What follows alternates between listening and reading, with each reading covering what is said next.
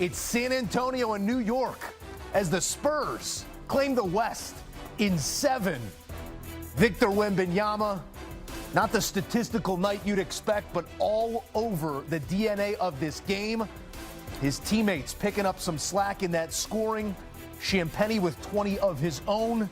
It was a game of runs from the third to the fourth where the Thunder sort of retook a bit of that momentum going into the break. And then the Spurs dominant down the stretch as San Antonio is headed to the NBA Finals for the first time since the 2013-14 season.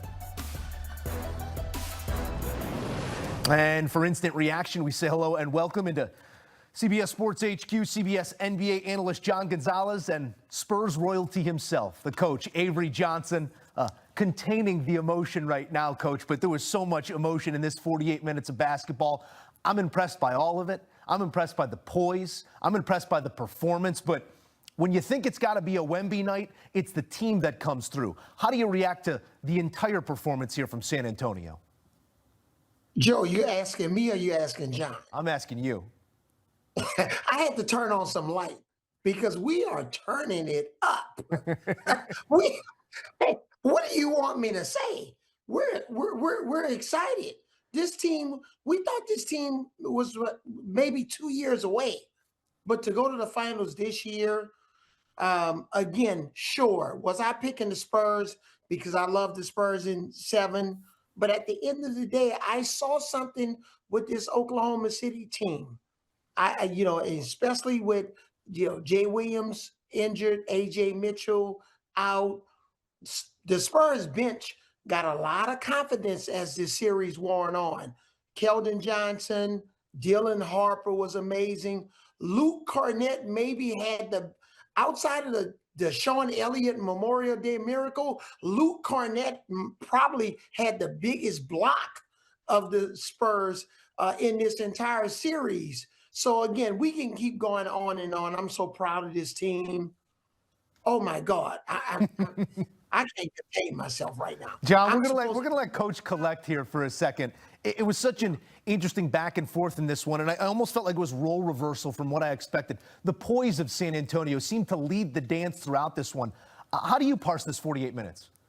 Yeah, the role reversal is exactly right, because you look at the turnover battle again. Early in the series, Oklahoma City was turning over the Spurs and converting that into points. Well, over the last few games, the Spurs have really gotten that under control, including tonight when they won the turnover battle again. Early in the game, Oklahoma City was mounting its comeback by getting on the offensive boards and getting those second chance points. By the time the game ended, it's the Spurs who had the offensive rebound edge and the second chance points edge. And you mentioned how it was a total team effort for the Spurs. It very much was. Wemby was good tonight, got in foul trouble, but De'Aaron Fox had a better game. Stephon Castle, the turnovers aren't great, but he was good. Champagny was fantastic. Devin Vassell gets into double figures. You mentioned Dylan Harper. Keldon Johnson started out slow, but he gave them some energy. And then you contrast that with Oklahoma City. SGA showed up. He had a terrible game 6. He had a fantastic game 7, and none of the other starters, aside from Cason Wallace, who he started slow, really helped him out at all. Up to, including, and especially that we need to flag, Chet Holmgren. Chet Holmgren, where were you in this series, and especially in Game 7, where you make third-team All-NBA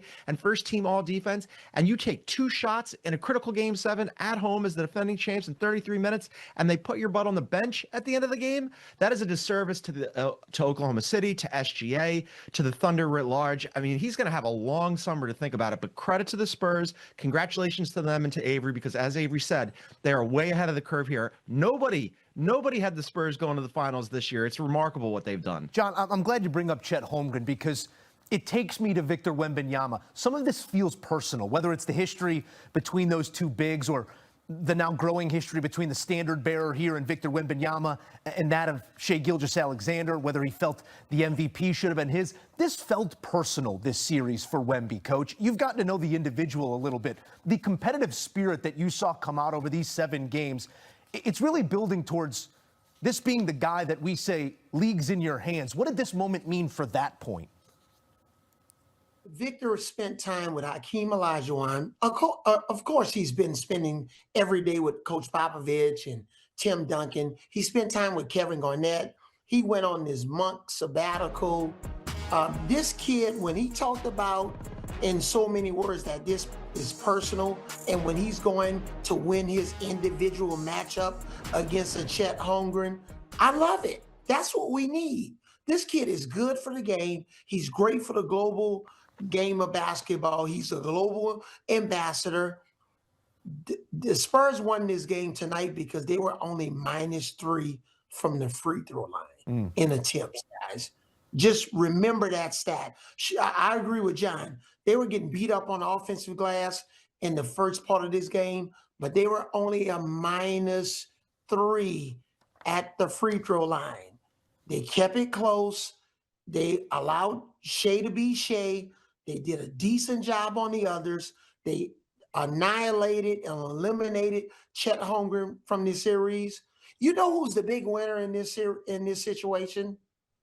The guy in Milwaukee, Giannis Antetokounmpo. I'm not going to start any rumors, but he's the big winner tonight because somebody's going to be on the phone calling him from Oklahoma City, Oklahoma on tomorrow. Yeah, when you see 7'6" with a burner doing what he's doing at this age, you start saying, we need to add, and we need to add something significant. I see your point there, Coach. Victor Wembanyama becomes the 5th player ever to average 25-plus points in the regular season and reach an NBA Finals at age 22 or younger. The names?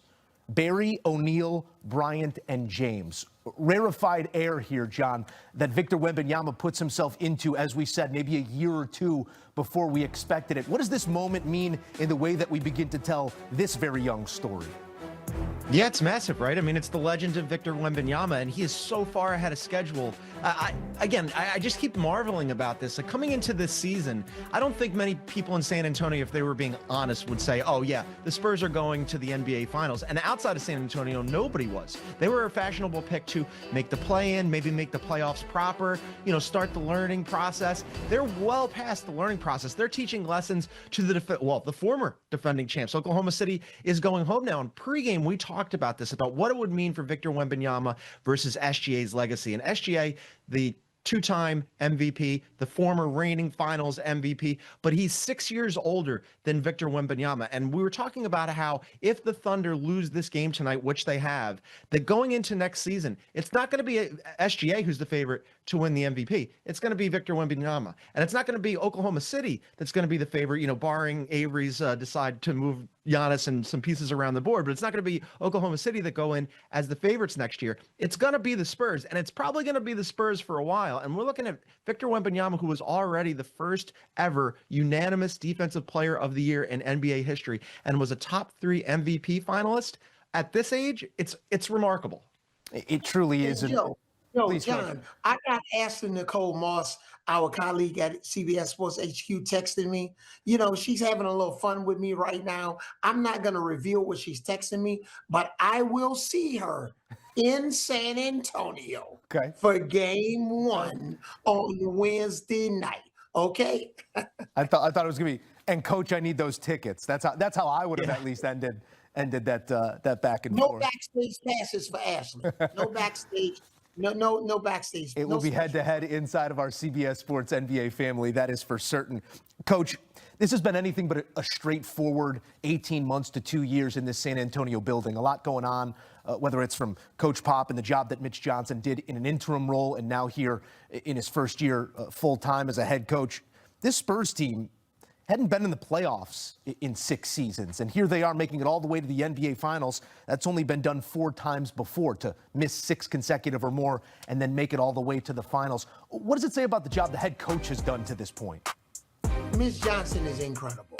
I spent some time with he and his staff in Austin when they play those 2 games in Austin because Michael Dell owns a part of the team with his private equity real estate, with his private equity group. And I spent some time with Mitch. I've known Mitch for a long time. He paid his dues. Same as my guy, Sean Sweeney, who I discovered and poached out of the college ranks. And now he's the head coach of Orlando, and he's Mitch Johnson's associate head coach. So I'm proud of this entire staff, the fan base. But you know who else I'm proud of? I'm proud of Coach Greg Popovich. Mm-hmm. A couple of years ago, this team knew they weren't very good. They did whatever they needed to do. They got Victor Wembanyama, Stephon Castle, they drafted at a good spot. Dylan Harper. If the new whatever tanking rules are in place right now, they might not have these players because you can't draft in the top 5, consecutive years. So Greg Popovich, again, is the secret sauce at this state of his career, even though he's retired, in terms of being a coach. This team has been constructed well. Same with OKC. They got plenty of draft capital. Sam Presti's done an amazing job. He used to be with us with San Antonio. Same with Clay Bennett, the owner. So these two teams are well positioned to be fighting against each other and competing at a high level for the next 3 to 5 to 7 years. It's been some beautiful imagery seeing Coach Pop upstairs with Timmy D, and then down on the floor, Victor Wembanyama and his head man sort of sharing that experience in the family that is the Spurs family. Avery, we know you're a big part of that family as well, and it's a congratulations to you. I do want to pivot us here to OKC off of something that you just said there, Coach. Neither of these teams is going anywhere. This was the 4th youngest team since the merger to make it to the NBA Finals, the San Antonio Spurs. The same could have been said about this OKC squad if they were the team moving on here, John. When you look at what went wrong over the last 72 hours, they lose back-to-back games for just the 3rd time since the end of January. This was not